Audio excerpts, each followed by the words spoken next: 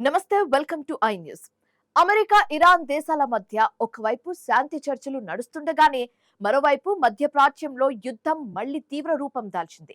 దక్షిణ Iran సరిహద్దులోని షిపినీ స్థావరాలపై America వైమానిక దళాలు హఠాత్తుగా విరుచుకుపడ్డాయి. ఇరు దేశాల మధ్య తాత్కాలిక కాల్పుల విరమణ కొనసాగుతున్నప్పటికీ ఇరాన్ సైన్యం మైన్లు అమర్చేందుకు ప్రయత్నించడంతో తమ దళాల రక్షణ కోసమే ఈ దాడులు చేయాల్సి వచ్చిందని అమెరికా సంచలన ప్రకటన చేసింది.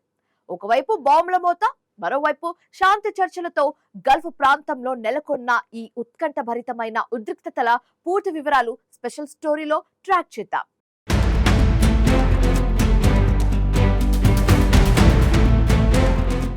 మధ్యప్రాచ్యంలో శాంతిని స్థాపించేందుకు దౌత్యపరమైన ప్రయత్నాలు జరుగుతున్న తరుణంలోనే అమెరికా సైన్యం దక్షిణ ఇరాన్ భూభాగంలో సరికొత్తగా భీకర దాడులు నిర్వహించింది. దక్షిణ ఇరాన్ ప్రాంతంలోని ఇరాన్ క్షిపణి లాంచ్ సైట్లు, సముద్రంలో బాంబులు అంటే మైన్లు అమర్చడానికి ప్రయత్నిస్తున్న ఇరాన్ సైనిక బోట్లను లక్ష్యంగా చేసుకుని అమెరికా వాయుసేన ఈ దాడులకు తెగబడింది. అమెరికా సెంట్రల్ కమాండ్ ప్రతినిధి కెప్టెన్ టిమ్ హాకిన్స్ ఈ దాడులను అధికారికంగా ధృవీకరించారు. ప్రస్తుతం ఇరు దేశాల మధ్య తాత్కాలిక కాల్పుల విరమణ అమల్లో ఉన్నప్పటికీ తమ దళాల భద్రత, రక్షణ కోసమే ఈ ఆత్మరక్షణ దాడులు చేయాల్సి వచ్చిందని ఆయన స్పష్టం చేశారు. తాము ఎంతో సంయమనం పాటిస్తున్నామని చెప్తూనే ఇరాన్ దూకుడు అడ్డుకట్ట వేయడానికి ఈ చర్యలు తప్పలేదని అమెరికా రక్షణ శాఖ పేర్కొంది.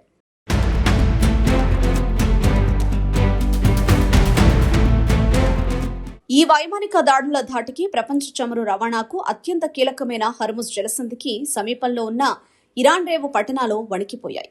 ముఖ్యంగా బందర్ అబ్బాస్, సిరిక్, జాస్క్ వంటి వ్యూహాత్మక తీర ప్రాంత నగరాల్లోని సైనిక స్థావరాలపై అమెరికా బాంబుల వర్షం కురిపించడంతో అక్కడ భారీ పేలుళ్లు సంభవించినట్లు అంతర్జాతీయ నివేదికలు స్పష్టం చేస్తున్నాయి.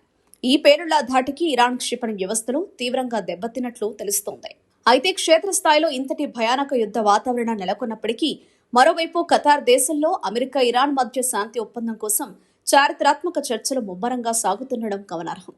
Iran parliament speaker Mohammad Bagher Ghalibaf నేతృత్వంలోని ఉన్నత స్థాయి ప్రతినిధుల బృందం ప్రస్తుతం ఖతార్లో అమెరికా అధికారులతో ఈ సీక్రెట్ చర్చలు జరుపుతోంది.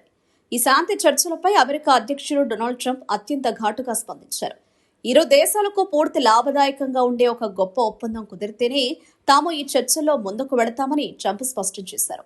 ఒకవేళ ఇరాన్ గనుక తమ నిబంధనలకు అంగీకరించకపోతే తాము ఏ క్షణంలోనైనా ఈ చర్చల నుండి పూర్తిగా తప్పుకుని అంతకు ముందు కంటే అత్యంత భీకరమైన యుద్ధానికి సిద్ధమవుతామని ట్రంప్ ఇరాన్ పాలకులకు ఒక స్ట్రాంగ్ వార్నింగ్ ఇచ్చారు.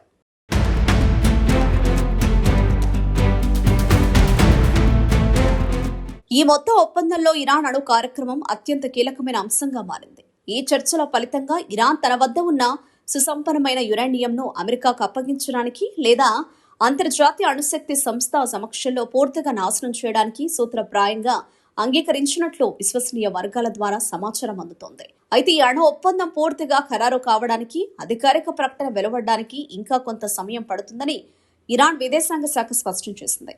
ఒకవైపు చర్చలు, మరోవైపు అమెరికా ఆత్మరక్షణ దాడులతో గల్ఫ్ రీజియన్ మొత్తం ప్రస్తుతం తీవ్ర ఆందోళనలో కొట్టుమిట్టాడుతోంది.